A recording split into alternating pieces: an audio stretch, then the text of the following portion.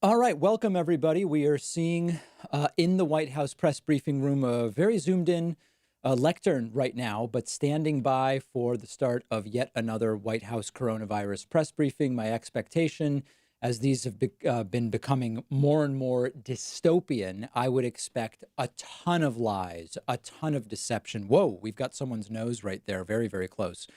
And we are going to presumably see bragging about the visit from Andrew Cuomo today, Governor Andrew Cuomo of New York coming to the White House just, I guess, an hour ago to meet with Donald Trump, hour and a half ago or something like that. We will see bragging about that.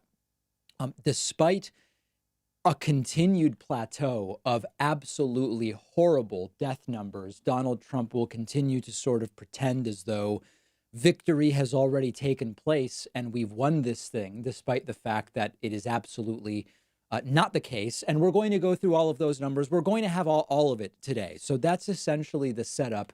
The press conferences over time becoming more deceptive, more dishonest, more dystopian. Trump's throwing more and more tantrums as well. And we're going to go through a little bit of that momentarily. Welcome if you're just joining me on Twitter, Twitch, YouTube, and Facebook. Seth Barham has sent a super chat already and says, David, just want to give you props on your Chomsky segment. Very well put and hard to refute logically.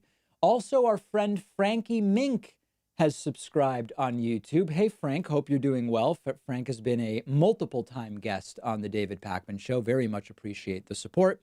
The latest numbers, official numbers, of course, coronavirus cases surpassing 2.5 million globally officially. The real number is somewhere between, listen, at this point, we could say it's probably at least 2 times the official number, up to 20 or 30 times the official number. We just don't know. And I'll have a story about that tomorrow. The death number, 177,000. Let me look at some graphs so we can look at how that trend line is going. Where is the one I am looking for? Daily cases, as you can see, seem to have plateaued. The same number of new cases yesterday as we saw roughly on March 31st. So remember, the peak is not really a peak, it's a plateau. It's currently been lasting at least 21 days, roughly.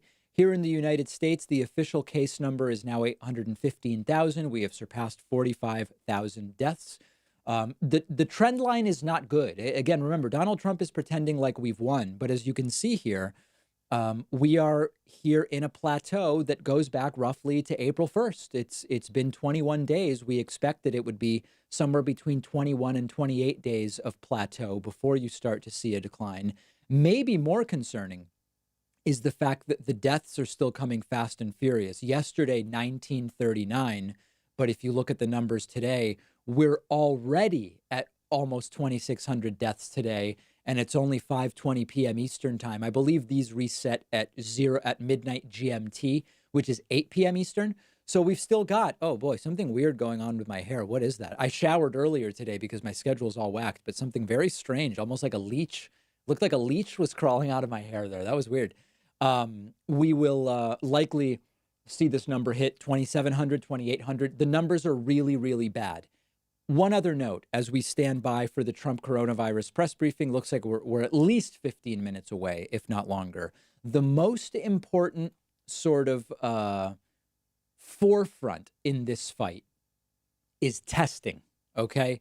We now we don't have a vaccine that's going to be available widely in the next year. Treatments, we are trying them. Chloroquine's not working. We're trying remdesivir. There's dozens of things being tested. All we really have right now is social distancing and testing. They are lying uncontrollably about testing. Donald Trump said yesterday, every week we're doubling our test capacity. Just look at the numbers. This is covidtracking.com. If you look at the last week, you'll see the tests range between 137 and 167 a day. If you look at the week before, you will see that the tests ranged between 129 and 162. We are not doubling testing every week. They are lying. If we do not increase testing to, now I'm going to give you 3 levels. We've got to get to 500,000 tests a day minimum to even have a conversation about doing anything. we probably need at least 1 million a day. And some models say we need up to 22 million a day. 22 million a day would let you test the population roughly every 2 weeks. Dr. Birx already said with an RNA test, you won't get those numbers. You need an antigen test, which we don't currently have. This is the most important dashboard after looking at cases and deaths. It's this. It's not the models. It's not, whatever it is Donald Trump is pointing to. This is it. And as you can see, they are lying daily about those numbers. Let me say a huge thank you to our Twitch viewers. We started on Twitch this year. We're only 9 months in on Twitch, and we've accumulated almost 34,000 followers there. Anybody with an Amazon Prime subscription can subscribe for free with Twitch Prime. We get paid. It costs you nothing. A few people I want to thank are Justin D. Winters, Comstock Rocker, Political Puppy, Vermin Supreme Stream, Thorboy66, and Eric Rothschild, all of whom have either contributed or signed up in some way over on Twitch. Let's now go to some of your super chats and see what's on people's minds. These are YouTube super chats. You can get your message up on the screen using the super chat function. But remember, always like and subscribe as you enter the stream. Charlie says, Trump be like, my ratings are amazing. Super Bowl level ratings, the best ratings. I don't care about ratings, though. Yeah, everything's incoherent right now. Consider that in the last 24 hours, Donald Trump told us things are so good that tons of states will soon be open. But things are so bad that he needs to suspend all immigration to the United States, something no president has done before. Wait a second. If everything's fine and things are going so well, why do we need the unprecedented measure of suspending immigration to the United States? It's not really making sense. It's not really making sense. Let's see here. MoCFX Blood says, want me to make you a post-apocalyptic mask? I have enough masks right now, so I appreciate it, but maybe someone else doesn't currently have one because I'm good on masks. A couple of people in the audience sent masks to me. Lee Douglas says, could you discuss your favorite animal and why? I don't have a favorite animal. I'd really have to think about that. Sean Tedro says, thanks for all the hard work. I try to make it through more and more of these live streams, but I usually have to turn it off before becoming frustrated.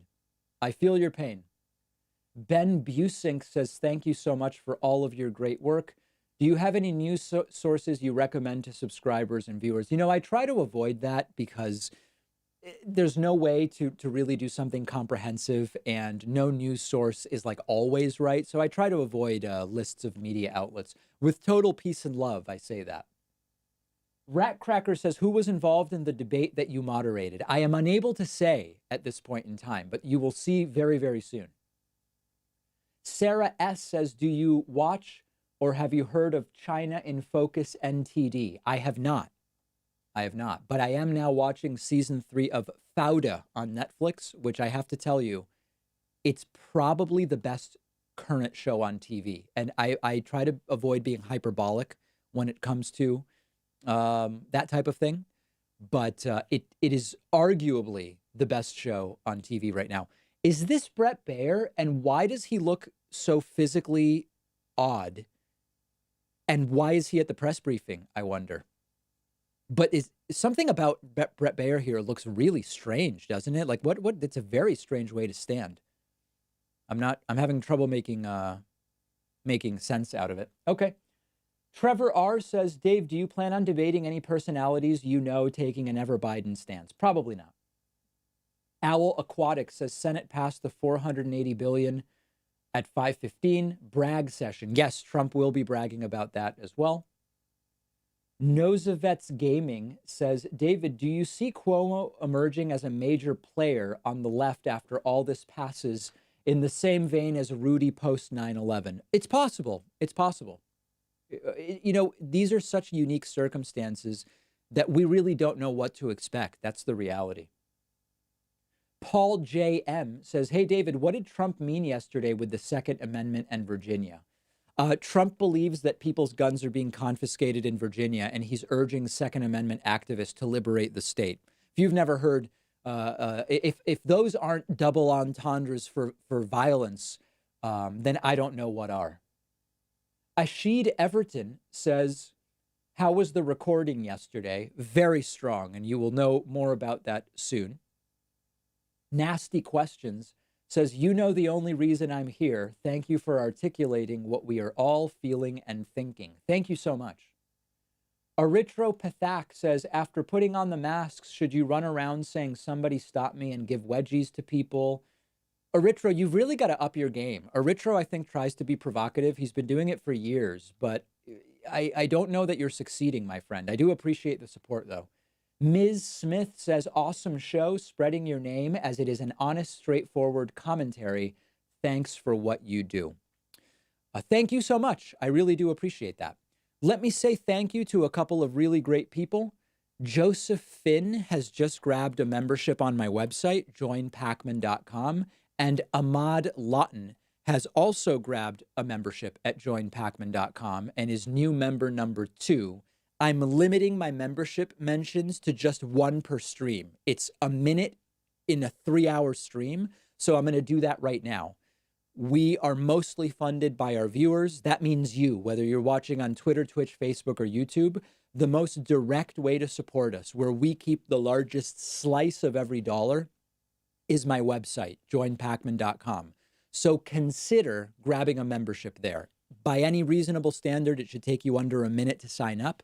And that coupon code there, 2020 now, will save you 66% off of a membership. So we're talking about $2 a month or only $1.80 a month if you pay for the entire year at once. And every one of you is going to get a thank you. Every single person who signs up gets a thank you. We have a modest goal of 25 website members. We've done much better before. I have faith that we may be able to do it today. And and people are asking, what is the slice? So we pay 2.9% to process payments on our website. I can assure you, Patreon, Twitch, YouTube, all of them take way more than 2.9%. They all tell us we can't say how much. What I can tell you is 2.9% is way below. I think I'm being clear with everybody. So in any case, I will thank everybody who signs up. Also want to say thanks to Lefty 12,000 and A. Hodgelton, as well as Ipfi and AJ London. No matter, also Pan Puke and Tammy Girl, Will B3 Gaming, and Stefan Rowe have signed up on Twitch, as well as Digio, Urka Hart, Joa, DJ Pastime, JF Callan Names Taken. I'm having trouble parsing some of these. And quite frankly, Brett Bayer's weird stance is actually one of the big reasons why I'm having so much trouble. Really, really distracting me. Okay, other super chats coming in. Ratcracker says, thoughts on Destiny coming out as a right-winger. Didn't see it, couldn't comment. Can't independently verify. JHWH says, how do you guys keep up with this workload? The workload has been high during during coronavirus. It's actually crazy. They are very, very long days.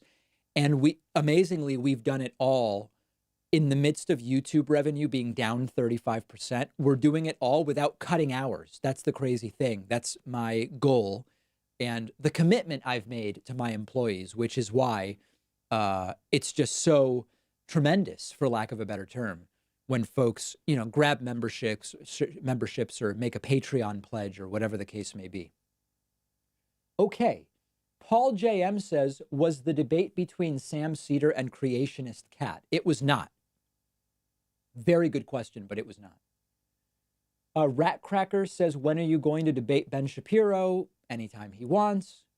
Scott Phillips says, how dangerous is it that Fox has been driving misguided support for a premature reopening of the economy? Very dangerous. I live in rural Virginia and noticing increasingly large public gatherings without masks. Listen, there is no statistical basis on which the economy can be reopened, okay? If you look at the case numbers, we are in the peak. The peak is not one day. The peak is long. If you look at the death numbers, they are staggering. And today it's about 2,500. If you look at the testing numbers, we are not increasing testing. We have tested roughly the same number of people this week as we did last week, as the week before, despite the fact that Donald Trump insists we are doubling tests every single week. These are lies. Until you can increase testing and you see cases decline, there's no conversation to even have. It sucks. But what we know from the 1918 flu pandemic is that the short-term benefit of opening up is far lower than the long-term benefit of remaining closed as long as you have to, or as long as you should, I think, better said. It's painful. The economics in the short term are ugly. But over the long term, it's the right thing to do. And I don't even think we really have much to discuss until the numbers start to turn around. Testing needs to go way up. Cases and deaths need to come way, way down. Let me say thank you to Marie Dutton, who has just made a pledge on Patreon, but I'm counting it. I'm counting it towards our goal of 25 website members. Everything counts. Patreon counts and website memberships count today. And someone's telling me my website is actually down. That shouldn't be the case. We've dramatically scaled up the power of the website. No, it looks like the website's fine. It may be user error, which I say with total peace and love without offending anybody, but there may be a user error component. But it looks like the website is working beautifully. Okay, Justin Olson says, David, does the show Fauda humanize Palestinians? Absolutely. Environmental Coffee House says, did Trump really say that hundreds of governors are calling him? I didn't see that. I have a bet going and I need the answer. I don't have it in me to listen through yesterday's all over again. Trump did say that his actions saved billions of people, which is weird because only 330 million live in the U.S. That math is fuzzy to me for sure. But no, I'm not aware of Trump saying that there are hundreds of governors calling him. Let me say thanks to Jaunt Sam and Skillet Queso for subscribing with Twitch Prime, as well as Octo Pro Games, all really great people. Other super chats coming in. NeuroStream says, are other U.S. territories such as Puerto Rico getting the same support as other states? I don't believe they are. And I think that's why we don't hear them mentioned by the task force. Unknown Prodigy says, I'm signed up with Twitch and YouTube. Give me a shout out. Absolutely. Hey, by the way, have you guys noticed that Donald Trump sometimes gets confused between giving someone a shout out and calling someone out? Calling someone out, of course, being saying something's doing something bad. Shout out being a positive thing. Trump often, you can tell he's talking about shout outs, but he's calling people out. And it's really weird and kind of awkward. Okay. Danny Thompson says the Washington Post has a recent article about 3 brothers from Minnesota being responsible for at least 5 different state protests. They are pro-gun to an extreme. Yeah, the pro-gun movement has a lot of overlap with the protesters. The anti-vaxxer movement has a lot of overlap with the protesters. Tea Party types. It's the usual suspects that are the majority of the protesters right now. Dion Vargas asks, how can I start a channel like yours? Step 1, record videos. Step 2, upload them. Step 3, keep doing it. That's the start. There's so many people that I've worked with in an advisory role on YouTube channels and shows and stuff like that. And we get into all of this detailed stuff about upload strategy and metadata and all this stuff.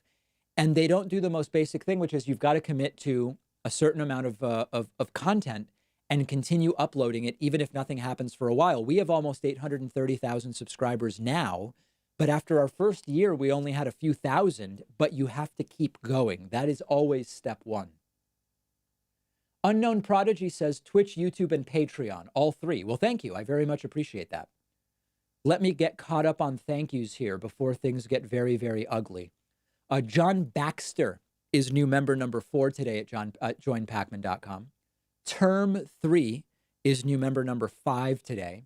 Steve Turner, hey Steve, is new member number 6 at joinpacman.com. Martin Howlett is new member number 7 today. Teddy Pappas is new member number 8 today. Thank you. Dante DeSavre is new member number 9. Cindy Steinke has made a pledge on Patreon, but I say count it. We're counting it all today. Deanne Wilson is new member number 11. Also want to say thanks to Sherry Root, or Root, as some people say. I say Root, is new member number 12.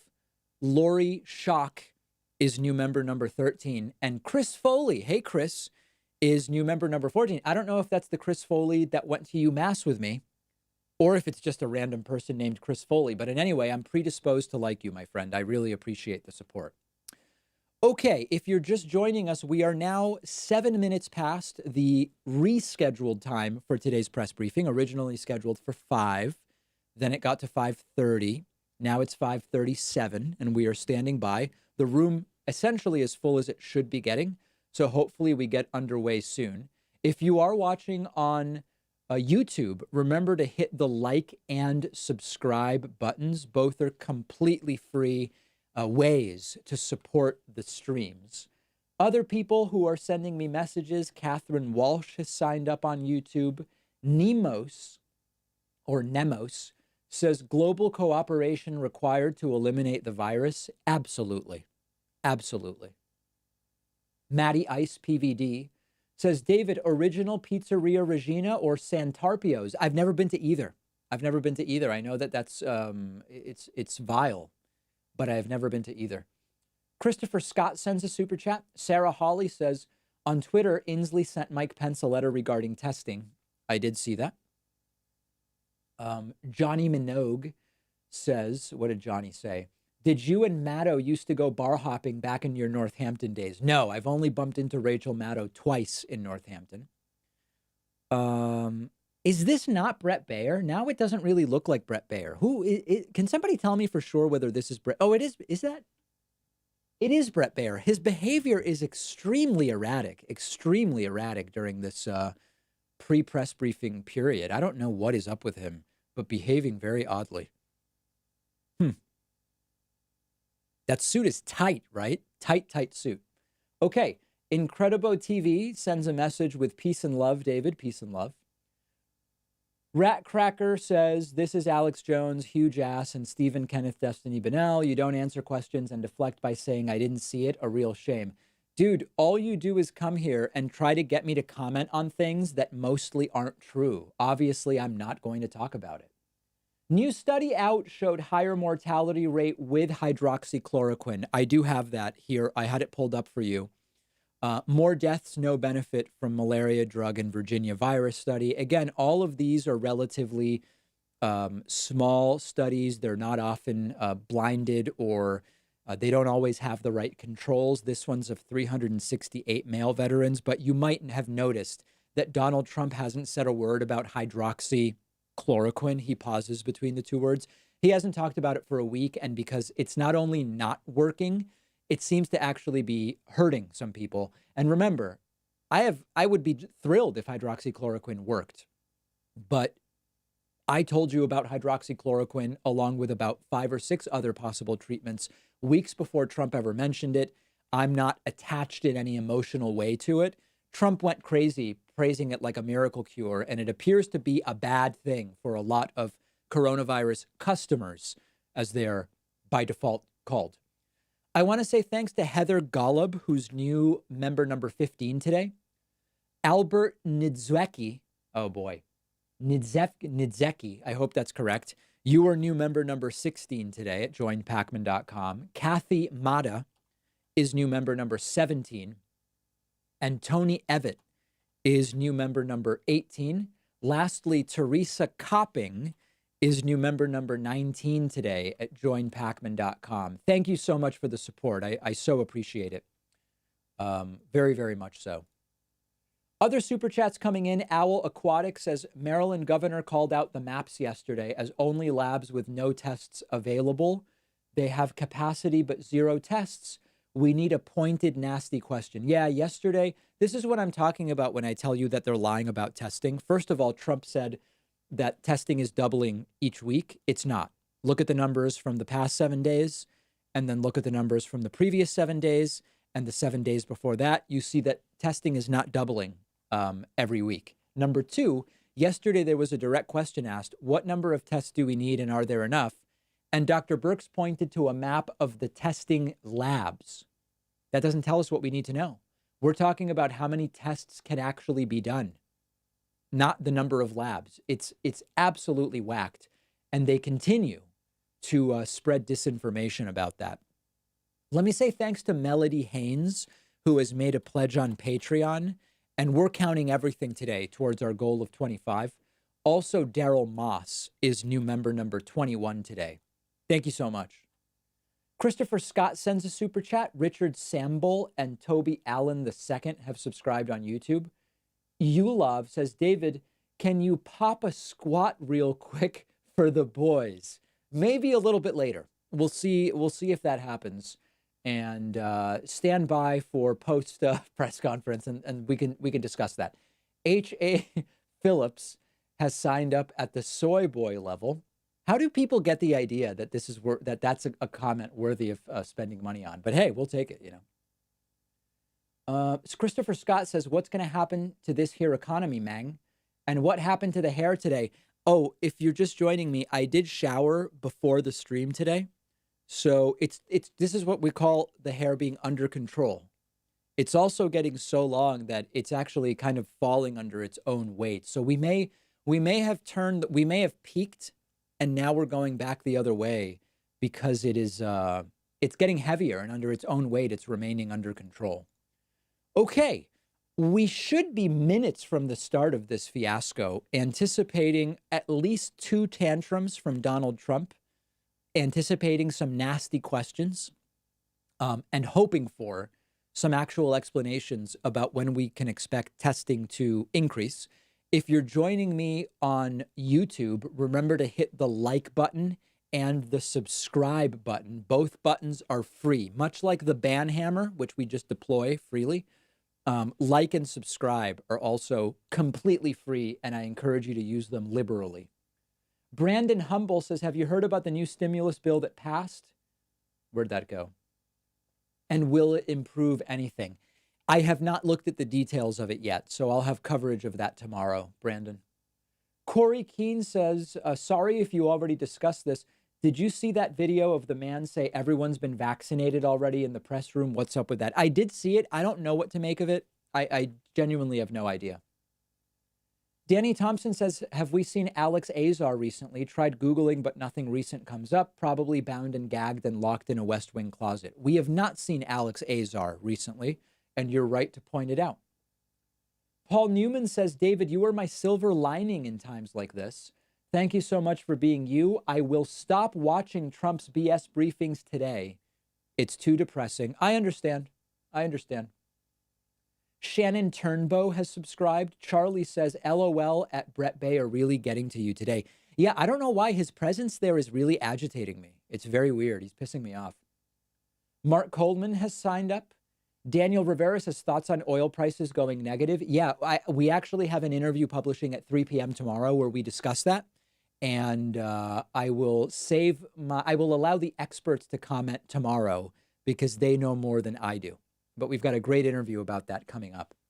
Let me say thanks to Zoe Ferguson. Zoe is new member number 22 today at joinpacman.com. Zoe, thank you. I recognize your name. I think you've sent super chats, and maybe you're even a Patreon pledger as well. I appreciate it.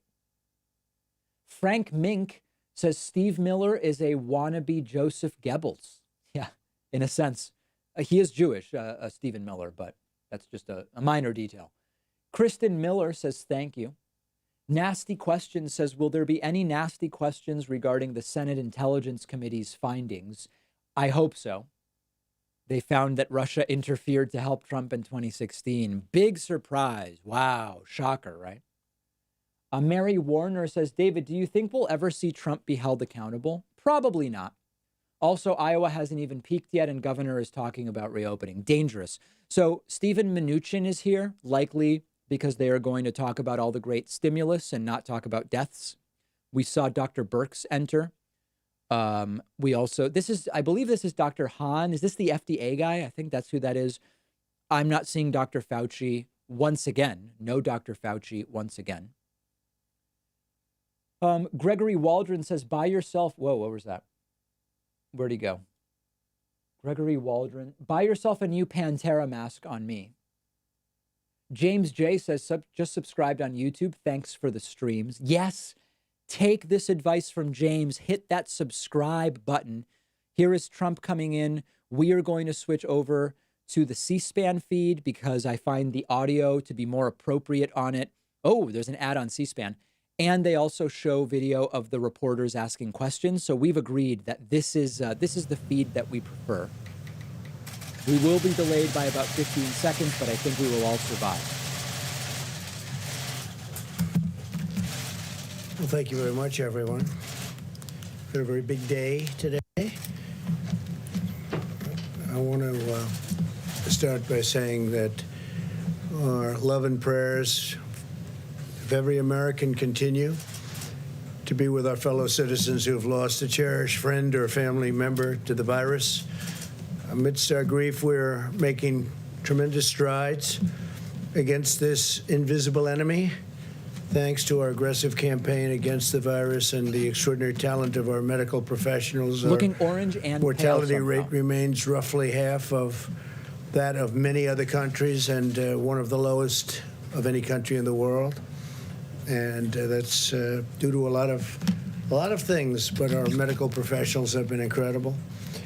Since we announced our guidelines on opening up America, as we call it, we say opening up America, and we add the word again. I think we can add the word probably again. Did he say a gun? But that's what it is. We're opening up America again. 20 states representing 40% of the U.S. population have announced that they are making plans and preparations to safely restart their economies in the very near future. So that's 20 states. It's about 40% of our country. They're moving along pretty quickly. Three Totally announced dangerous. today, as you know. And they're going to be doing it safely. They're going to be doing it with tremendous passion. They want to get back to work. The country wants to get back to work. A short time ago, the Senate passed the Paycheck Protection Program and Health Care Enhancement Act. Tons of businesses with got additional zero. funding for the Paycheck Protection Program, hospitals, and testing. A lot of money for all of them, especially for our workers and our small businesses. My administration has worked aggressively with Congress to negotiate this critical $482 billion funding package. Today. We reached a deal that includes $382 billion in crucial small business support to keep workers on the payroll, $75 billion to aid hospitals, which really need the aid, and very badly, very proud of that, and $25 billion to support coronavirus testing efforts. I urge the House to pass the bill, and they're going to be voting on it, I imagine, very, very soon. I think while we're here, and so he's a very busy man, as you know, Secretary Mnuchin, he's going to be running back. So I thought we'll talk about that now, and we'll take a couple of questions on that, and then he can go and start phase 4 as the ink is drying. Probably they'll be voting tomorrow. How fun, right? This is so fun. I'm glad Trump's having fun. Shortly, and I think we have tremendous support. So, Steve, please come up, say a few words. Steve? Yeah. Thank you, Mr. President, and thank you for all your work with us to get this passed. I'd especially like to thank Mitch McConnell and Chuck Schumer and the entire Senate for passing this. I'd also like to thank Kevin McCarthy and Nancy Pelosi, who have been working with us round the clock as well, and our Chief of Staff, Mark Meadows, who was also very instrumental in this. Let me just comment. We've had tremendous support for the PPP. This gives us another $310 billion for the PPP. We look forward to the House passing this tomorrow and being up and running quickly after that. This also gives us $50 billion for disaster loans, EIDL loans, that will allow the SBA to make $300 billion of disaster loans, all for small businesses. Also allows Define us, as the small. president said, more money to hospitals and unprecedented amount of money for testing. And again, I think we understand hospitals, not only the hospitals that have been impacted by coronavirus, but more importantly, many hospitals that have been shut down, and making sure that the doctors and nurses get money. Now, let me make just one more comment on the program. We have over 1 million companies that have received this with less than 10 workers. So there is very broad participation in really small business. I will comment, there have been some big businesses that have taken these loans. I was pleased to see that Shake Shack returned the money. We will be putting out some FAQs. There is a certification that people are making, and I ask people just make sure the intent of this was for business that needed the money. We'll put out an FAQ, but again, the intent of this money was not for big public companies that have access to capital. Wow. Harvard, you might say. So, Mr. Secretary, are you going to request that those other companies, because obviously Shake Shack was not alone in being a big company that got money in this, are you going to be I'm going to request. You're going to ask them to return that money? Yep. Yeah, Harvard's going to pay back the money, and they shouldn't be taking it. What about so Ruth's Chris Harvard's going Steakhouse? to. You have a number of. I'm not going to mention any other names, but when I saw Harvard, they have one of the largest endowments anywhere in the country, maybe in the world, I guess, and they're going to pay back that money. And I just want to clarify, They shouldn't have because taken certain people on the PPP may have not been clear in understanding the certification. So we will give people the benefit of the doubt. We're going to put an FAQ out, explain the certification. If you pay back the loan right away, you won't have liability to the SBA and to Treasury. But there are severe consequences for people who don't attest properly to this certification. And again, we want to make sure this money is available to small businesses that need it, people who have invested their entire life savings. We appreciate what's going on, and they're hiring people back. And how are you going to ensure that those small businesses, those small restaurants, cafes, bars, who did not get the money last time around are going to get it this time?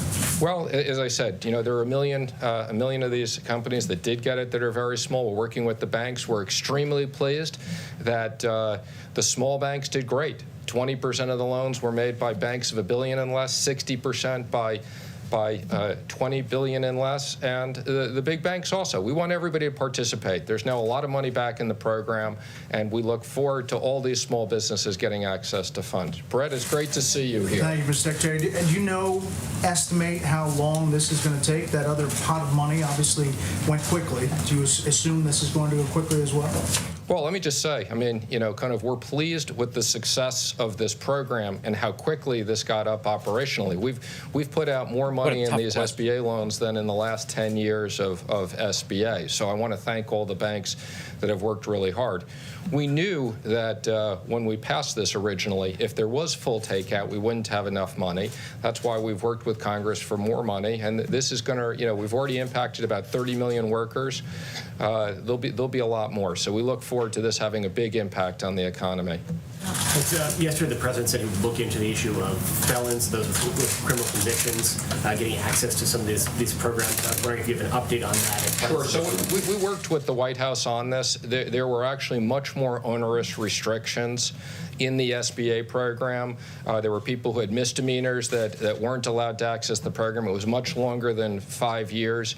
And, we very much, because of the criminal reform legislation that was passed and the work that's been done in the White House by Jared and others, we specifically designed the program, and the 5 years was significantly shorter than what had been done before. So we had already taken that into account. Consideration of For now, we're not going to do that. But I want to just emphasize, we did take this into account. There were a lot of people that wouldn't have access previously, and we changed those regulations. Mr. Secretary, the president talked about a phase 4. I know we all understand the circumstances and why businesses need this, but how many more phases can we afford to have, or can businesses expect to have? Do you see a phase 5, a phase 6, a phase 7? What's your thinking on this? Well, first of all, I very much appreciate the president's support for phase 4. He put out a tweet. As the president said, we would look forward to phase 4. would be infrastructure. The president's been talking about That's not her. infrastructure Okay. since the campaign. Roads, bridges, broadband, especially broadband now to rural America is very important. We've talked about incentives for restaurants, sports, It is her. entertainment, Oh. because these businesses have been impacted. The president has talked multiple times about a payroll tax cut. And we've also, we're talking about, in the case of states, the states, we've heard from the governors and the fiscal issues of the states. I don't think know what she phase looks four like. I don't ever will see her on most TV. likely be what we'd need. I think based upon what we're seeing and the reopening of the economy and the amount of money we're putting in and working with the Federal Reserve on 13.3, I think you're going to see a lot of liquidity, and we look forward to business rebounding, especially phase later 12 this look summer. like? Just real quick to follow up, and the PPP program, is this the last tranche of money you think you're going to need for small businesses? We would expect this is the last tranche, but obviously we can always reconsider that. But this is a lot of money going out. Again, let me just be clear. You know, it's another $310 billion here and another $300 billion of loans. That's over $600 billion putting into small businesses, which are the backbone of the economy, 50% of the private payroll. How much do you think phase 4 will cost? And it will include all of those things? It'd be payroll, premature for us to comment what the cost is. We'll work with Congress on that, and we'll consider it. Infrastructure and Infrastructure payroll? could be a big investment. That's going to be Given the size of the taxpayer dollars that are going out the door, you fellows come to a different way of thinking about the need for oversight, independent oversight on behalf of the taxpayer. We have independent oversight. We supported in the last legislation. Let me be very clear. We have a new inspector general. The president has already picked someone for that position. We look forward to the person being confirmed. We have an oversight committee of Congress that many of them have already been appointed. And let me just say, we put up last week for full transparency. We had no obligation to do this. We put up, you can go to treasury.gov, full transparency on the money that had been sent out on the PPP across states, showing all the big lenders, how it was distributed. No one lender did more than 4%, showed the businesses. So again, the president and I very much believe in full transparency. We're spending a lot of money, and we want to make sure that it's done effectively and fairly. That's a lot. Secretary, thank you. You started by thanking the leaders in the House and the Senate. Can you tell us more about how easy or hard it was to deal with both sides? Well, we've been working around the clock. I think there's been very good bipartisan support to get this done. The Congress is coming together, understanding the importance of this, and we've been working around the clock for days. So this is important legislation. It was a lot. We spoke to a lot of people. Mark Meadows has been fantastic, as I said. It's great to have him here in the White House. I couldn't have done this without him working on this with me, and the president and vice president have been available to us around the clock. So this was a big team effort. Collaboration of the Democrats? Absolutely. We couldn't have done this today without unanimous consent and the Democrats being on board, and we look forward to this being passed on a bipartisan basis tomorrow. This is a real example of the country coming together to Meadows is fight horrible, this by the way. virus. What is your best understanding of what Mitch McConnell wants from an infrastructure package? Again, I think we're not at the point of designing that. Like every other bill, we will work with senators on both sides on a bipartisan basis. I can tell you there's a lot of support, particularly for things like broadband and especially what's going on today. But the president has talked about, I was on the campaign with the president. We've been talking about bridges and tunnels and rebuilding this country for years. So the president wants to make a big investment in this. What does Mitch McConnell? Thank you, Mr. Secretary. What will we see the $17 billion portion of CARES reserved for companies deemed critical for national security? And also, will oil companies fit into that at all, per the president's tweet? So we're in the process of putting out guidance. That part was really designed for national security companies that are either major suppliers to the Department of Defense or companies that have top secret clearance. So that national security provision was very clear when we did that. The president has asked me to work with the Secretary of Energy. Obviously, the energy business is very important to us. This has national security issues, but different. And we look forward to both looking at what existing capabilities we have, and that will be something we may need to go back to Congress and So get are they planning to both bail out oil companies and finagle things to get the price of oil up? completely different situation. I mean, what you have with the airlines is we had a very, very good airline industry. Because of the virus, they basically shut down. We have a situation now with the oil business, partially because of the virus, okay, for less demand, but partially also because of too much supply. But, the president is determined. We want to maintain our energy independence, and the president has asked me to look at all of our options, and we're doing that. Obviously, it's a pretty extraordinary situation where you saw the front month of oil futures trade negative. Hi. On the issue of the fourth stimulus bill and aid to state and local governments, any thoughts on whether that money should be proportionate to the rate of infection in states so that harder hit states? Interesting, but way too early to consider that. Whatever we do, we'll do on a bipartisan basis. The president has listened to the governors. I've had the opportunity to be on multiple video conference calls with the president and the vice president. We're reaching out to a lot of people. There's a lot of states that have been impacted, but way too early to figure out that level of design. You mentioned if a large company applies for one of these loans and maybe manipulates or works the system or works the loopholes to get it, what are some of the consequences to, if a large company tries to get one of these PPP loans? What can you do?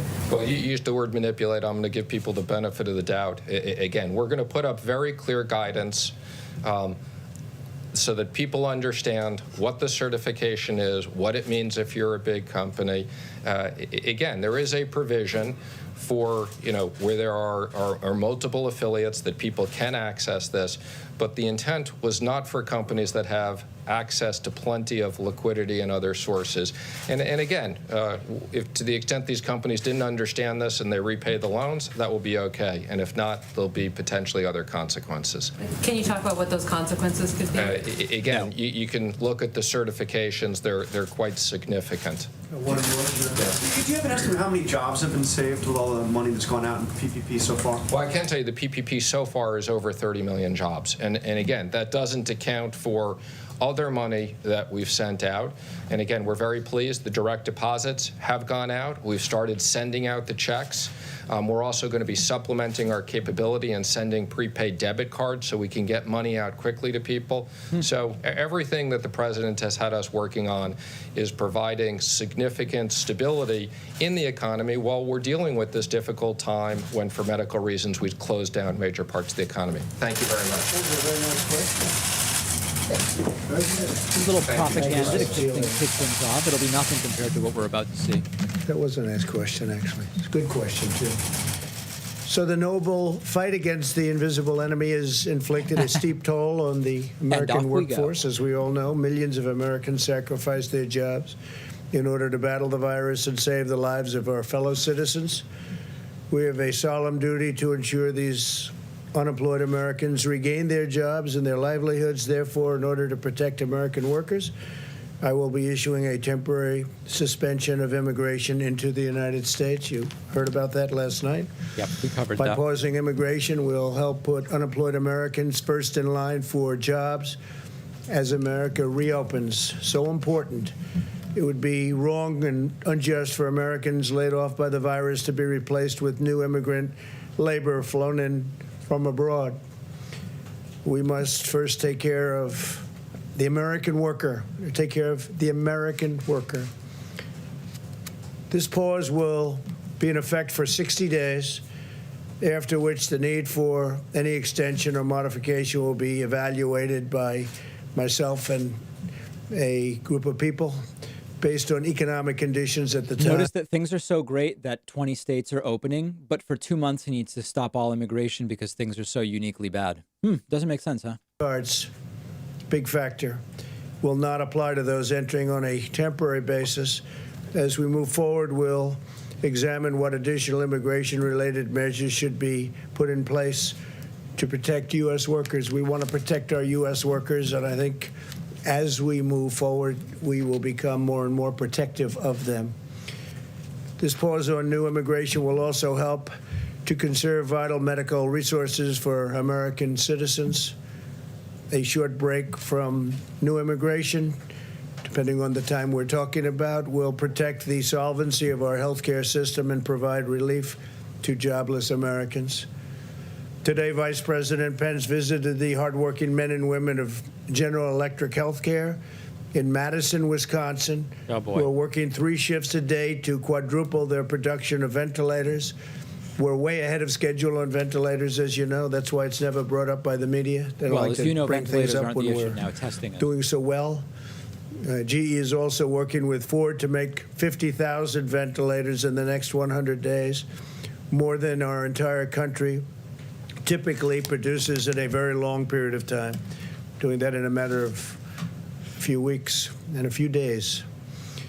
Earlier today, I had a very productive meeting with Governor Cuomo, as you probably saw, to discuss his statewide testing strategy and how we can work together to help expand it, with the goal of doubling testing in the next few weeks.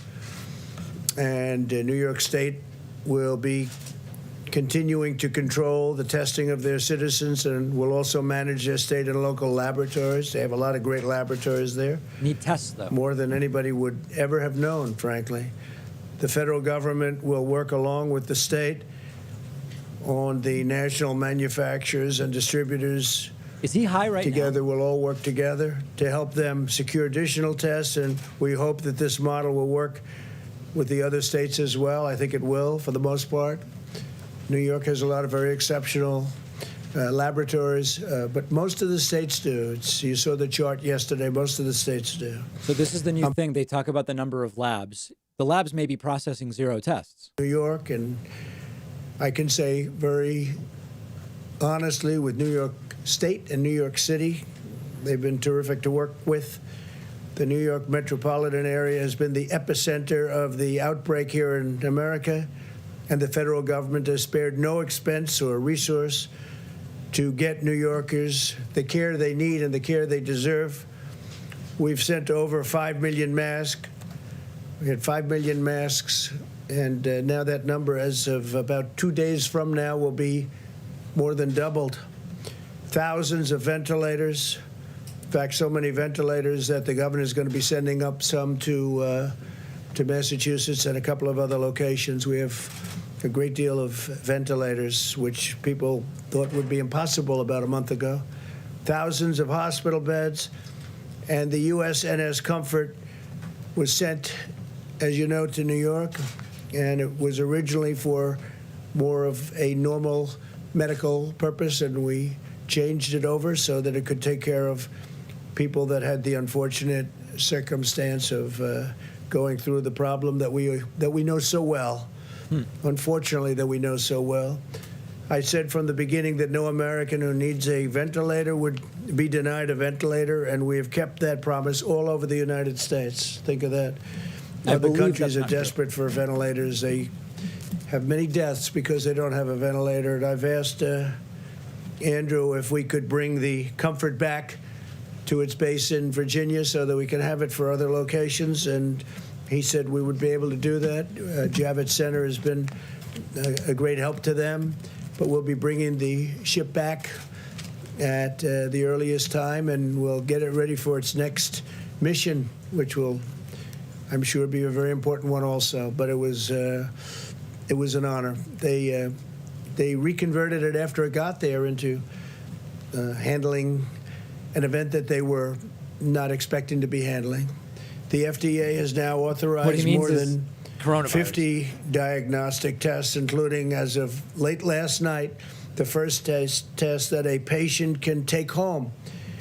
You can take it at home. On testing, this is what matters. It's highly accurate. LabCorp intends to make the home collection kits available to consumers in most states with a doctor's order in the coming weeks. We also have 4 different antibody tests already authorized. Tests will help identify individuals who can donate convalescent plasma, thus providing potentially life-saving antibodies to American patients. Love that. Dr. Hahn will be providing you with an update on these developments in a few moments. He's done a great job at the FDA.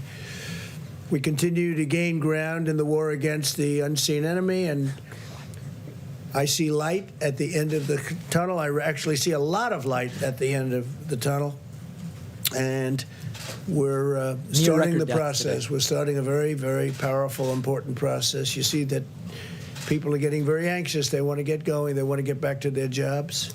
They want to make money. They want to take care of their families. So the light is getting brighter and brighter every day. And with that, if I could, I'll ask Dr. Birx to come up, and then Dr. Hahn. Thank you very much. Prepare yourselves. Thank you, Mr. President.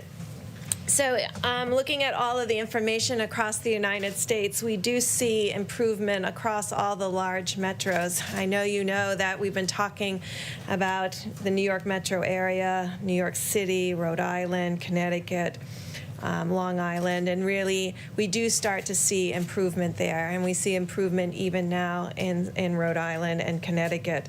The Detroit metro is doing quite well with significant declines now.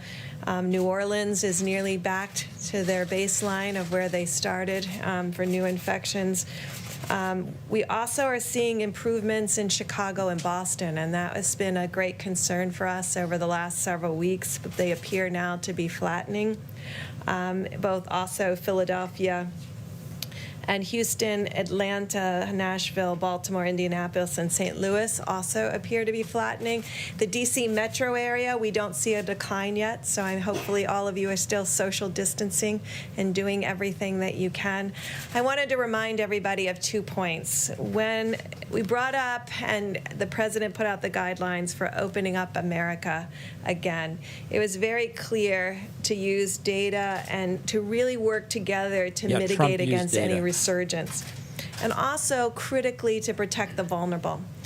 And what we're seeing across rural America and in some of the smaller population states is we're still seeing outbreaks in long-term care facilities. And we asked everyone in phase 1 to make sure that they continued their social distancing in public, to ensure that the vulnerable with comorbidities and other conditions and among the elderly were staying at home, and making sure we're still providing service to them. But as individual Americans, as we begin to open up, we also made it very clear that individual Americans need to continue all of their hygiene pieces, ensuring social distancing, washing hands, not touching their face, and making sure that they're not bringing the virus home to vulnerable individuals within the household. And remember, those were to continue through all 3 phases. And so really want to call people's attention again to the guidelines. We are continuing to see outbreaks in nursing homes and in confined spaces, and I think as Americans we want to stop that, and we have the ability to do that by really paying attention to the guidelines that were to be in all 3 phases. And so I'm calling on the states again to note that an informed community and knowledgeable community is a protected community. So make sure all of your states have your cases visible to the communities so they can make decisions and understand where the virus is in their community and understand how to tackle it with their state and local governments. This will be absolutely critical. And the surveillance that we called for to find asymptomatics before people get sick as an early warning signal. We asked for those to be in the federal clinics, in our inner city, more vulnerable areas, among indigenous populations, and of course in our long-term care facilities and prisons. We really want to support state and local governments to move forward on these critical monitoring to protect individuals that may be in the most critically vulnerable states. We will continue to see mortality and deaths among our American citizens, particularly in the cities as they begin to move past peak, because deaths will lag.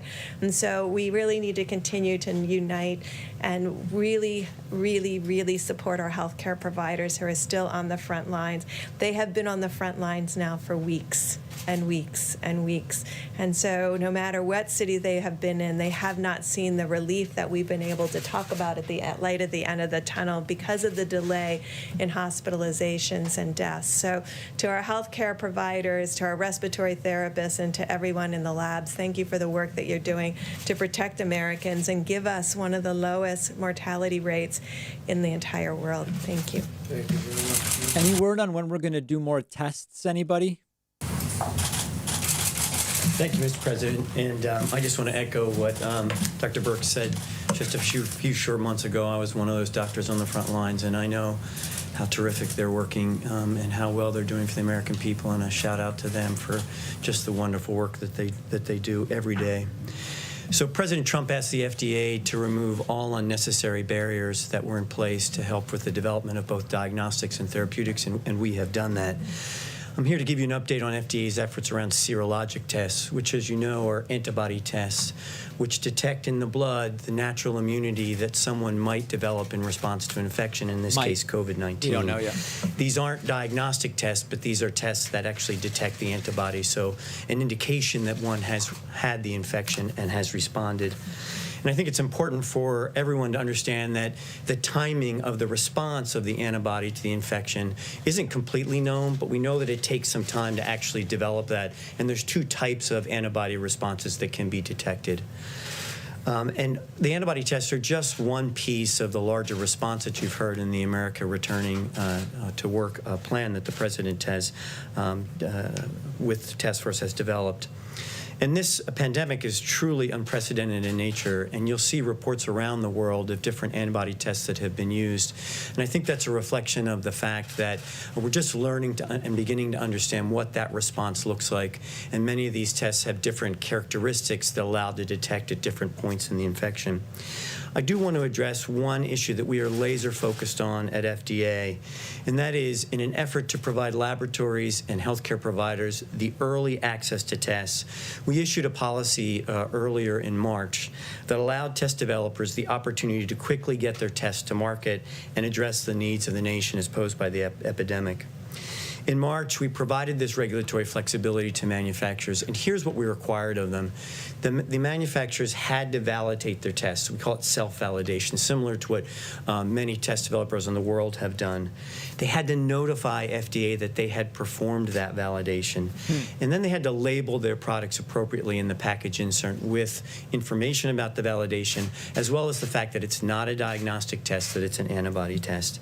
And the bottom line here is that FDA still expects manufacturers and test developers to validate their antibody tests even under this revised policy. Now, we've done a couple of things to actually help end users, to help laboratories, providers, et cetera, states in terms of their use of these antibody tests. One is that we're working with CDC and NCI to actually validate some of the more than 90 manufacturers who've notified us that they brought their test to market, so to do an independent validation. And that process is going. We expect to hear more information this week about that, and we will provide that information in a transparent manner. We also want to go after anyone who is saying that the test has been authorized or has been approved by the FDA, but actually hasn't. And we've authorized 4 applications for antibody tests, and 140 test developers are pursuing applications for us as we speak. So it's not okay for someone to say that a test's been authorized or approved by FDA when it hasn't. And we are pursuing them both by in direct contact with the manufacturers, but also at the border. And so we have increased these interdiction efforts, and we will continue to outreach and do that with the manufacturers to make sure that we provide the most up-to-date information to the end users of these products. And we will continue to make all of our efforts, both in the diagnostics and the therapeutics, to help America open up again. Thank you, Mr. President. Thank you very much. High energy, Dr. Hahn, you're speaking of 140 different developers, more than 90 manufacturers. How many of these tests actually work?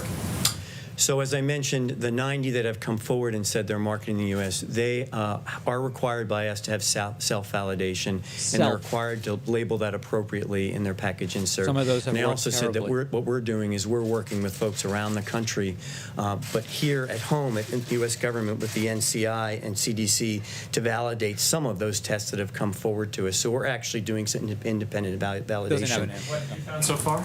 So we don't have those results yet. I expect to have more results this week, but we will be transparent about those results because I think it's very important. And your question is superb in that if someone wants to use a test that's come to market, really it's important to read the information that's in the package insert, but often in some of those cases it's also important for the independent labs to do the validation also. And you may have seen reports in the press of labs around the country that have done that. We've actually reached out to them, many academics, and we will be including that information in the information that we generate as well to provide to the American people. Dr. Hahn? Well, we have you here. There was a study out of the VA today on hydroxychloroquine that found a higher mortality rate compared to those who got standard of care. And I know this isn't a large-scale clinical trial, but since this drug is out there and people are using it, can you give some takeaways from that study? Did that change your thinking at all on the hydroxychloroquine? So this study is a small retrospective study at the VA, and similar to the data we talked about before with the French study, this is something that a doctor would need to consider as part of a decision in writing a prescription for hydroxychloroquine. And as I've mentioned from this podium and in other venues before, what FDA is going to require is data from clinical trials, randomized clinical trials, hydroxychloroquine, placebo, to actually make a definitive decision around safety and efficacy. But the preliminary data are helpful to providers. And doctors, I want to ask them to incorporate the data as we have it come forward. And it's not definitive data. It doesn't help us make a decision from a regulatory point of view. But doctors should incorporate that in the decision-making they make on a one-on-one basis. And just the timeline on the clinical trials and when we will be getting a readout of that data? Yeah. So the good news is we have over 30 clinical trials. Now, the settings are very different. They're in the outpatient setting, they're in the inpatient setting, and also, I think very importantly, in what we call the post-exposure prophylaxis, meaning if you're a healthcare worker or a frontline provider and you've been exposed to the virus, take the drug for a period of time to see if you can prevent the development of illness related to the virus. So all those trials are in progress and will probably be early summer before we get a readout. And Mr. President, if I can pick up on that. And all of these tests, I want to say, are in addition to the tests that we already have. Question And was we about have hydroxy, my friend. people than anybody anywhere in the world, by far, by very far. Mr. President, if I Mike, do can... you have a question? Well, I think you wanted to follow up on the hydroxychloroquine. Hydroxychloroquine, I'm wondering if you're concerned, this VA study showed that actually more people died that used the drug that didn't, and I'm wondering if Governor Cuomo brought you back any results. No, we didn't discuss it, and I don't know of the report. Obviously, there have been some very good reports, and perhaps this one's not a good report, but we'll be looking at it. We'll have a comment on it. A panel of experts at the NIH is actually now recommending against the use of hydroxychloroquine in combination with Z-Pak, which is something you've we'll been take a look at recommending. it. I'm always willing to take a look. Brett? Another subject, you were signing of the executive order. When do you plan to do that? The executive order will be, it's being written now as we speak, probably tomorrow sometime. Unclear that it's a Will it legal have order. exemptions in there for We'll have certain? certain exemptions because you're going to need certain exemptions, but we'll be notifying you tomorrow. We'll sign it most likely tomorrow, being drawn now and tonight.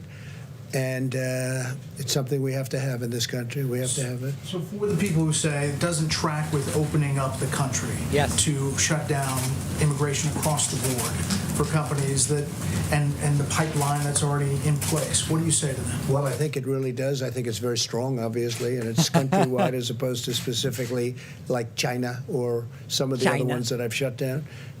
We're going to see it. You'll see a very accurate definition tomorrow after it's completed by the attorneys. Right, actually. Last thing for me, North Korea. What can you tell us about the status of Kim Jong-un?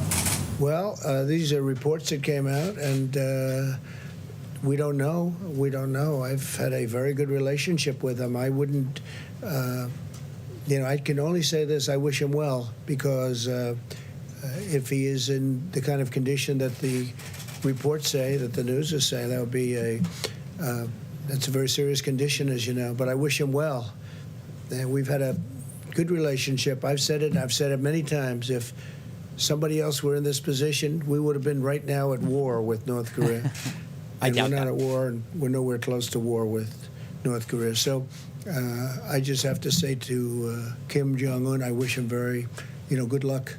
Good luck. I mean, they came out with very, very serious medical reports. Nobody's confirmed that. It was CNN that came out. So when CNN comes out with a report, I don't place too much credence in it. Your meeting with Governor Cuomo, did he convince you of a need for expanded testing? Or We had a great talk on testing, and we have an agreement. We have an understanding on testing.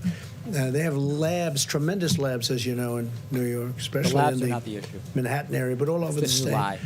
And great medical schools and federal labs. So we have a very good understanding. We're going to do very significant testing. Not everybody wants to do such significant testing.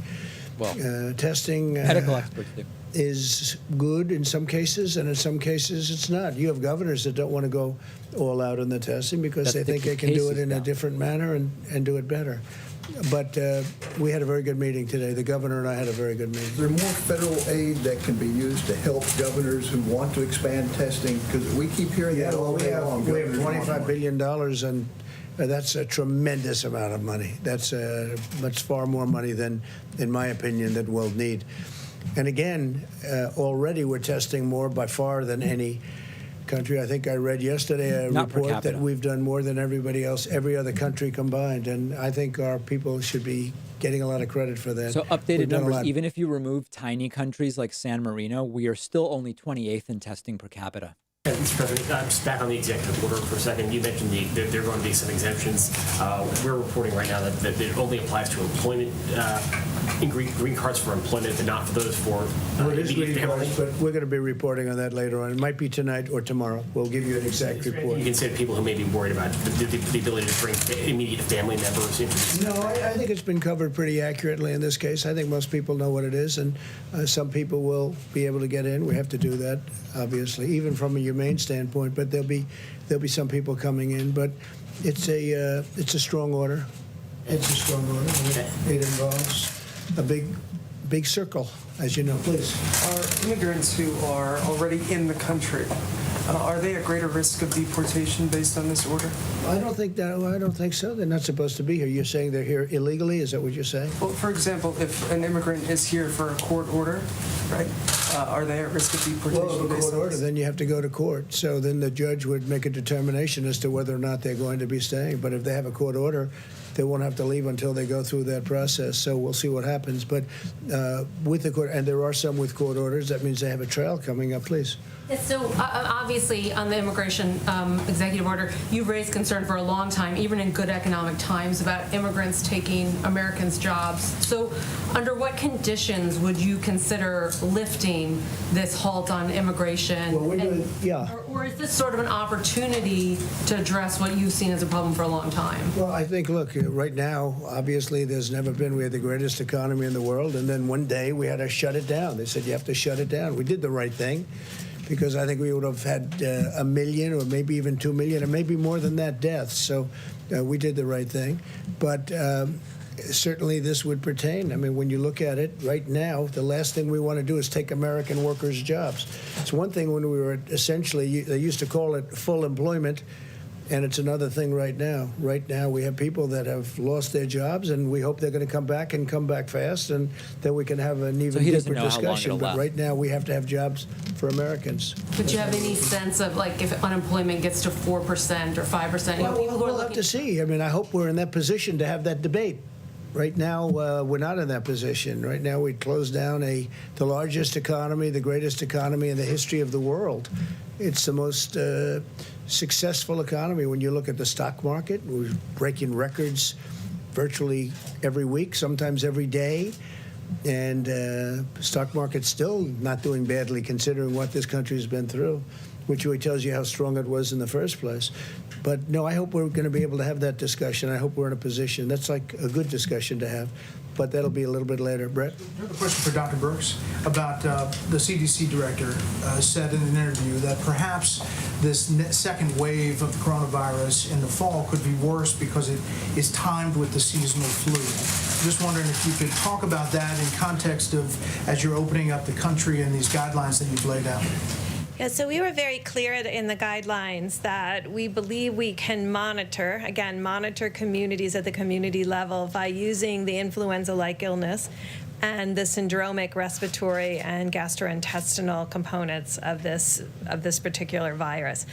Obviously, when we have flu, we're working on an algorithm that you test for flu, and then you test for COVID, and making sure that we are building the testing capacity to be able to do that, because I think it's very important that you're going to be able.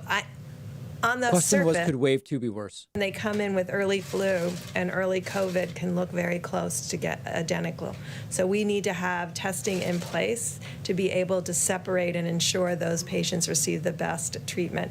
We're also hoping by that time that we have additional treatment options for people with COVID-19 so that there will be additional treatment available in the fall. But your message would be to prepare for that time, thinking that it'll come back together? The president has made it clear that we have the emergency, which we have been working on, the opening up guidelines, and just like he talks about phase 4, he has us very much working on the next 60, 90, and for all on with fall, and that's why he's not stopped any of the ventilator orders.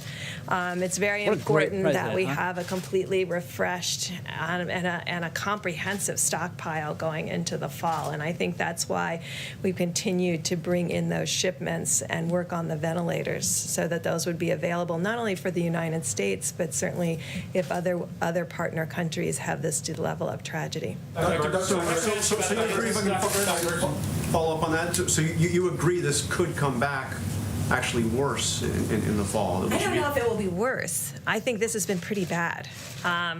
When you see what has happened in New York, that was very bad. I believe that we'll have early warning signals, both from our surveillance that we've been talking about on the vulnerable populations. We're going to continue that surveillance from now all the way through the fall to be able to give us that early warning signal. I think what we've learned is how good Americans are about immediately reverting to all of those issues that they need to do in order to ensure that they're protected and their families. And Mr. President, what do you say to the concerns like Georgia is opening up barber shops and bowling alleys and the like? And you saw Lindsey Graham is saying that he's concerned that Georgia may be going too far too fast and it could affect people in South Carolina. Obviously, people travel back and forth between states. How do you protect the people of South Carolina, for example, from a potentially bad decision by a governor in Georgia? So he's a very capable man. He knows what he's doing. He's done a very good job as governor, Georgia, and by the way, and South Carolina.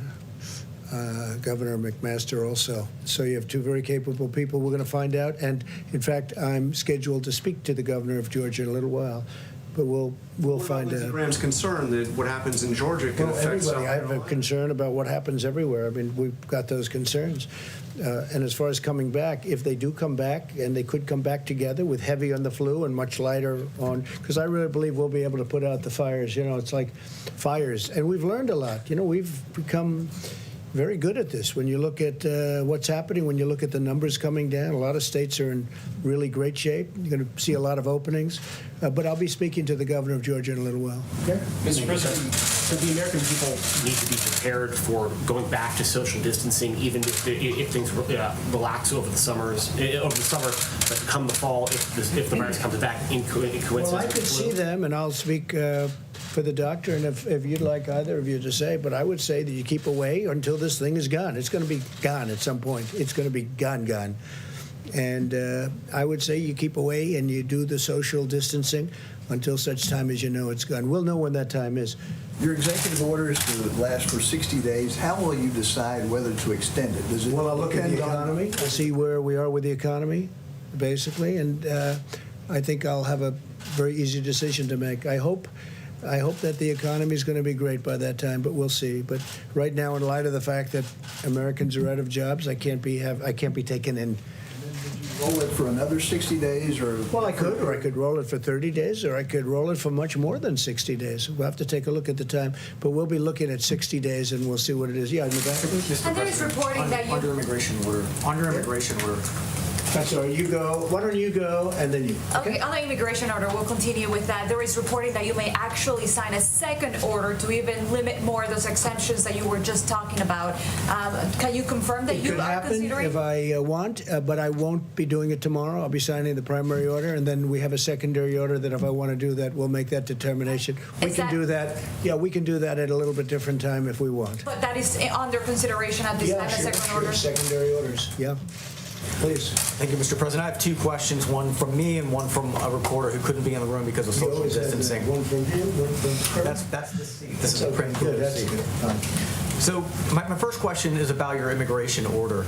You campaigned on reducing legal immigration. I remember your speech in Phoenix in 2016 on reducing legal immigration. No, I campaigned on legal and illegal, but no, I've always said you have to come into the country legally, so not legal. We'll let him ask the question. What I campaigned on was people just flooding our border and stopping. And by the way, speaking of that, we have 170 miles, almost 170 miles of very powerful border wall up, and it's moving rapidly, very quickly, and it's having a tremendous impact, and it's making our job a lot easier. Plus, Mexico has 27,000 soldiers right now on our southern border that we share with them, and Mexico's been terrific. They've really helped. You also campaigned on reducing legal immigration, and I'm wondering if some critics are saying that you are using the virus now in this crisis to follow through on that promise to reduce legal immigration. No.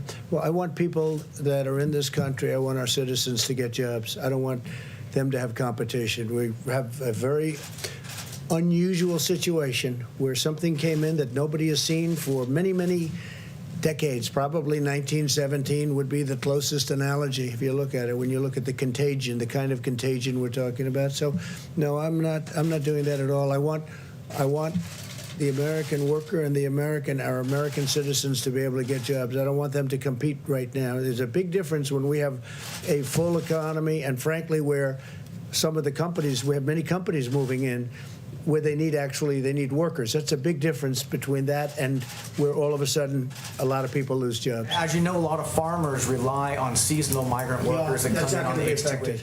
The farmers will not be. That's an important point. The farmers will not be affected.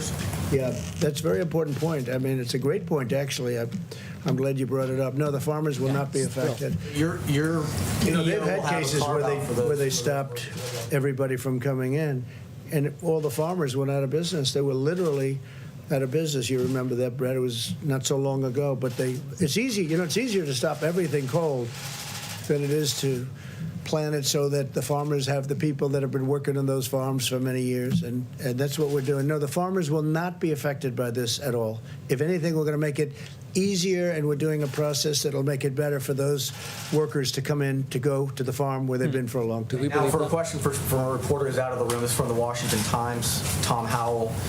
Why hasn't the CDC, the federal government's main disease-fighting agency, had a more public-facing role amid the pandemic? It was holding regular media calls early on, but has not held one since early to mid-March.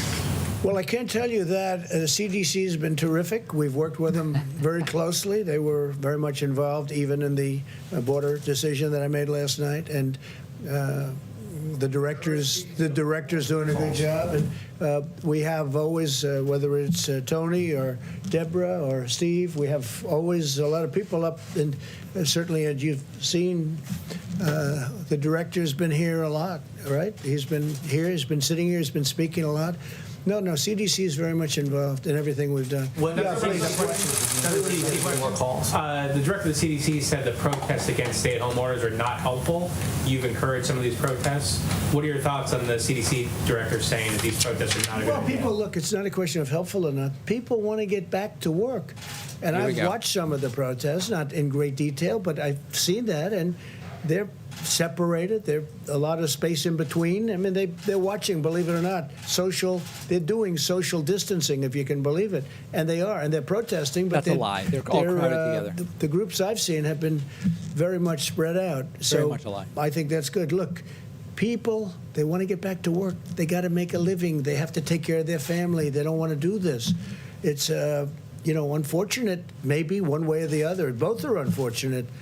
Both are unfortunate, but you have a lot of people out there that are anxious to get back. Yeah, please. Surveys seem to be indicating that people are actually more concerned. More people are concerned about the virus spread. They don't want to go out. Yeah, they don't want to go to work. They don't want to go outside. They're two groups. They're big groups, both of them. So my question is, what good is it for these businesses that would reopen if the customers are afraid to go outside? Well, at the same time, we have to build back our country, and I'm going to make our country bigger and better and stronger, and we have to get started. There's a big difference, though, because people have really been through a lot, and they understand what to do now. Before, nobody had ever... So because Trump is spewing nonsense, I'll jump in. I'm talking to a lot of people who are telling me, if restaurants open, I'm still only getting takeout and mostly staying at home. if the barber shop opens, I'm not going to the barber shop right now. So there is certainly a question. There's also a question of, if you open one of those businesses, are employees going to then be foregoing unemployment? And what's the net benefit? I mean, there's some real questions in there. The governors are going to do, because I want the governors, and I've always wanted that. You could call it federalism, you can call it whatever you want. But the governors, I want them to do it. If we see them doing something we don't like, we'll stop it very quickly. But they're doing a good job. They're being careful. Some of the governors, frankly, they're in a position where they can do it sooner or they can do it a little bit later, and that's okay. But people, they don't want to, they need money. They need help. We're going to lose, and we can't break our country over this. We can't do it. We have to get going. With that being said, some are going to go soon and some are not. Yeah, in the back, please. If I might just, pardon me, hair salons, nail salons, tattoo parlors. Dr. Birx, can you weigh in on this? Because the people of Atlanta want to hear from you as well, as much as they want to hear from their governor and from you, Mr. President. I think it's fine. How do you safely have hair salons and nail salons and tattoo parlors where people inherently, this is in Georgia, anywhere, where people have to inherently be close together? I think what I've been trying to communicate over the last several days is it's really important that the governors and mayors communicate critical information to their communities and show very clearly I'm the kind of getting data, sick of Dr. Birx's nonsense. evidence-based, the data that they utilize to make decisions and the data that the mayors should use in each of the communities, because it will have to be on a community-by-community opening, because there are different communities in different The question places. is there any way to do a nail salon and have social distancing and not risk spreading? I don't think there is. Their cases are not going down, that they need to continue to do everything that we said: social distancing, washing your hands, wearing a mask in public. So if there's a way that people can social distance and do those things, then they can do those things. I don't know how, but Right. people are very creative. There you go. There So isn't I'm not really a going way. to prejudge, but we have told people very clearly, and the president guidelines made it very clear about the expectations of phase one. And remember, phase one also included social distancing in restaurants, social distancing in every place that was entertainment, and keeping your own individual social groups to less than 10. I mean, we've been very clear in the guidelines, and I think it's up to the governors and mayors to ensure that they're following the best they can each of those phases, to make sure that both the public is completely protected. But the governors and mayors also need to communicate very clearly on the data that was used for decision making and make that transparent and available to their communities. And it also depends, as an example that you just gave, are they doing testing before they go in? We have to find that out. That's why I'm speaking to the governor in a little while. And I'll be asking him those questions. Please, go ahead. Thank you, Mr. President. Just trying to get a sense of what you have left in the toolbox as it relates to oil. You hashed out the deal with OPEC Plus. You've ordered for purchases into the SPR. I mean, what else can be done? Well, the biggest thing in the toolbox is to get our country open. That's by far the biggest thing there is. If we can open pretty well, and I think we're going to, over a period of time, piece by piece, puzzle, remember? If we can open well, I think that's your biggest part by far.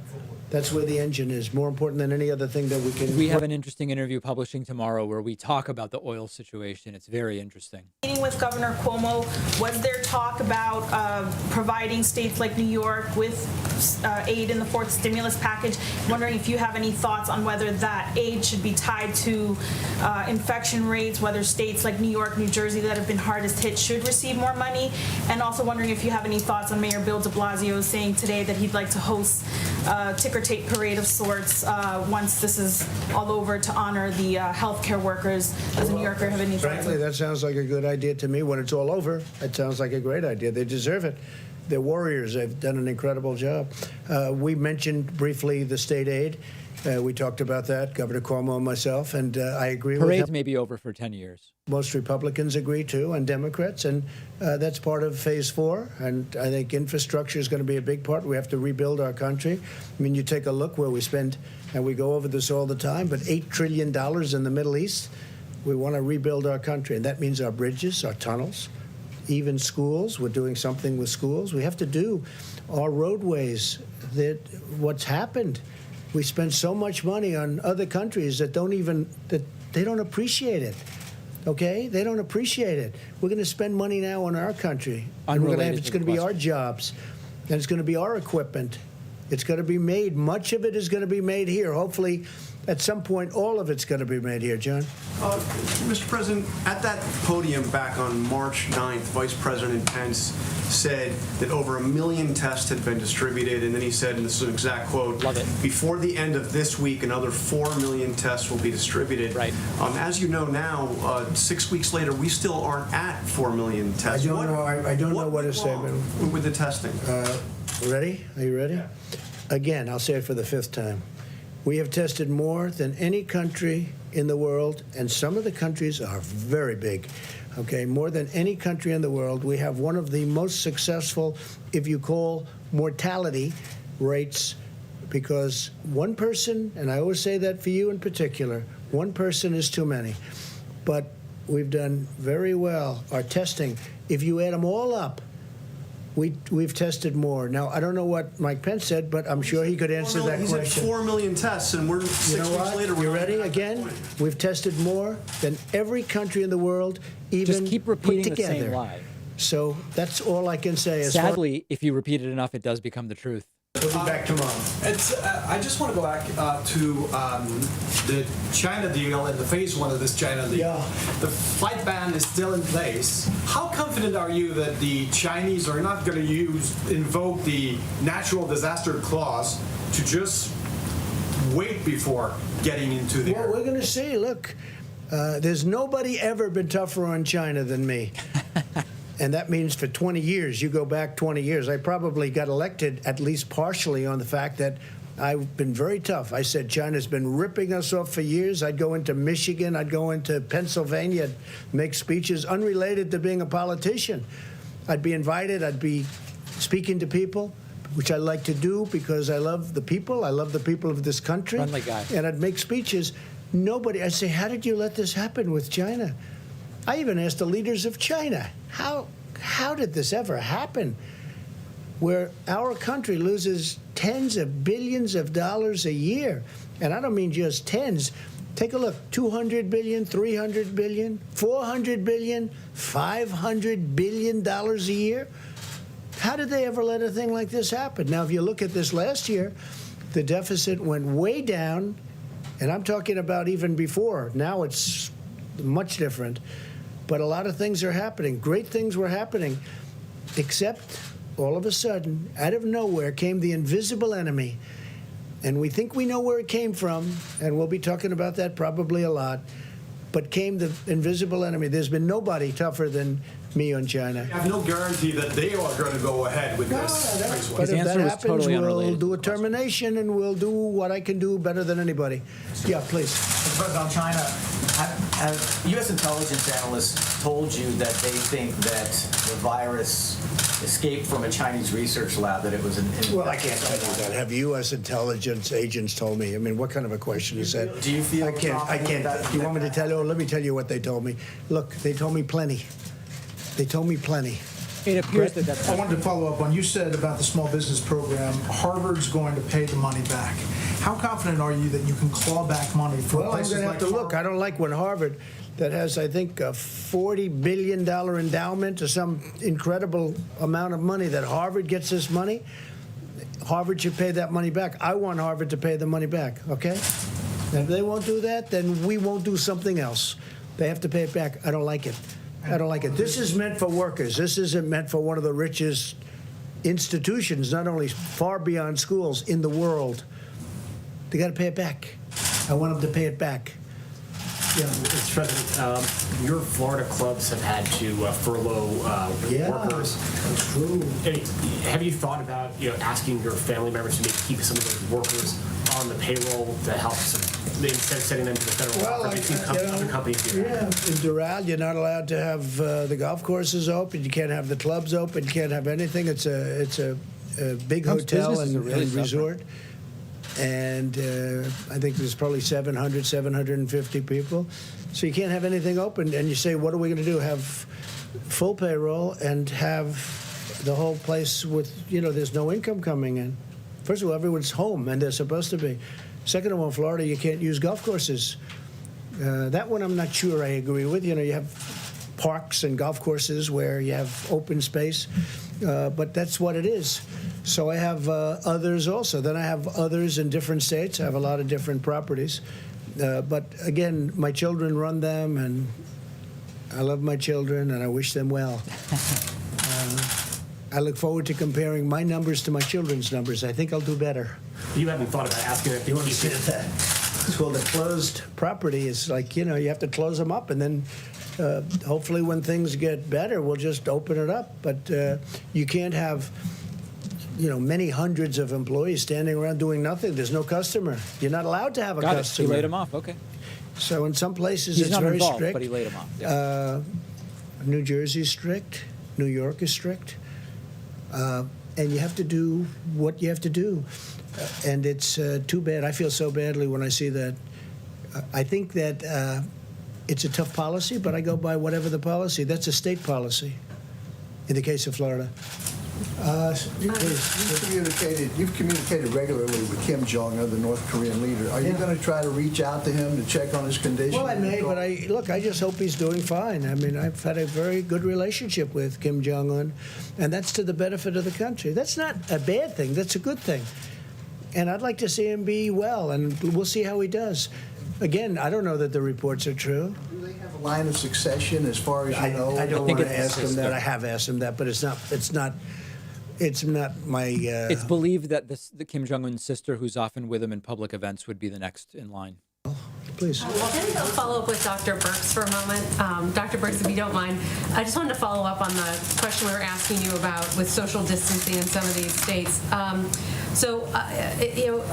With Georgia opening back up, things like tattoo parlors, getting a massage, social distancing, maybe there are some creative ways, but it seems very difficult to do social distancing. So do you have a message for people in Georgia who are soon going to have a choice about going to the hair salon or the nail salon or getting that tattoo if they're not 6 feet apart and they're not able to follow these social distancing guidelines? What's your message to people in a state like Georgia? Well, we made it very clear in a message to all of the American people with opening up America again, the criteria that we wanted states to follow. Those were careful criteria. There were only 6. They were carefully selected in conversations with epidemiologists around the world and with CDC to really pick things that people could understand and use platforms that people have utilized in the past. But it was built on the premise that it needs to be data-driven and it needs to protect those who are most vulnerable. And then it went through the phases, and the very first thing it says, in all phases, all individuals need to continue to wash hands, protect the vulnerable, ensure the safety of others. But in phase 1, it made it clear that social distancing was absolutely key. And I think it's on the White House website, and we ask every American to read it and to use that as their guidelines. Now, we've also asked governors to create county-level information so that communities can see the information and understand why they may be different than a different county so that it's very transparent and understandable. I had a question here a couple of days ago on a Jacksonville beach, and Jacksonville is dramatically different than Miami. And I think that was reflected in why Jacksonville had a different set of information and I'd be regulations. curious how different it is on a per capita basis, though. Judge anyone about their decision making. What I'm going to say is we were very clear in what we really believe protects the safety of Americans, and that is clearly laid out in the Opening Up America again. If I may, I have a question because we got data from Tokyo, an increase of cases and a double of the cases in Singapore. We've been, looking a lot at Europe after China, and then we're back into this area of the world. Here we're talking about a plateau and then cases going down. Any lessons to take out of what's happening in this area in Asia after having put our attention somewhere else for so long? The lesson is to be careful. Yeah. We've got to be very careful. Great We lesson. don't want that to happen. Really It could easy. happen. I think we'd stamp it out if it does happen. We're not going to be doing any mass closings, I hope. Stamp it. So I think we could, I call them some burning embers, and we put them out. And I think we've gotten very good at that, but we'll see. But we don't want that to happen. No, absolutely. You concerned, Mr. President, once the reopening happens, we won't need to go back into reclosing. I don't want to do that. You don't want to do that. Nobody in this room wants to do that. You look forward, I think, Brett, very soon, and John, sitting next to a lot of your fellow reporters, right? The room seems so empty this way. But it's one of those things. Yeah, go ahead, please. Mr. President, thank you. On the topic of public support for your immigration freeze, an Ipsos USA Today poll just came out and found 80% of Americans are supportive of the immigration halt, the temporary freeze. Yes, I know that. Did that have any? Did public support have any effect on your decision making here? And are you surprised by those numbers? Yeah, it's a high number. I did not see that number. I heard there was a poll. I'm sure there'll be a lot of polls. No, look, I think the American people want to make sure that they have jobs for the American people, not for people that come in many cases illegally into our country. So we're doing that. I don't know what the numbers are, but I think just common sense tells you that's where we should be, and that's where the... How great is it that she's not allowed a seat anymore? Isn't that the best? Our country back, and I'm telling you, with all of the things that we're doing and infrastructure, which we desperately need, it's going to be an incredible thing taking place. I think it's going to be a renaissance. We're going to have something that will be, a lot of people are going to go to work building those roads and bridges and tunnels and highways and all of the other things we're going to be building. And broadband for the Middle West. I mean, the farmers haven't been treated fairly. Yep. Let's face it, the farmers have been treated terribly when it comes to the internet. So we're going to take care of that. We're going to make them very happy. So we'll see you all tomorrow, and we'll have some interesting things to put out tonight. And I appreciate you being here, and it's an honor to have Bret Baier here. Can you imagine? Used his slot a lot, John. I've used that slot a lot. Get on, Mr. President. We want to have you back soon. Thank you very much. Thank you, everybody. Thank you. Has Bret Baier had significant amounts of work done? He's looking very, very strange. Okay, that is it for today. A lot of disinformation, as usual. And on that note, I will also be wrapping. Appreciate you joining me. Remember, memberships, likes, positive emails, no anti-Semitic comments. Always, we want to avoid those. I'll see everybody tomorrow.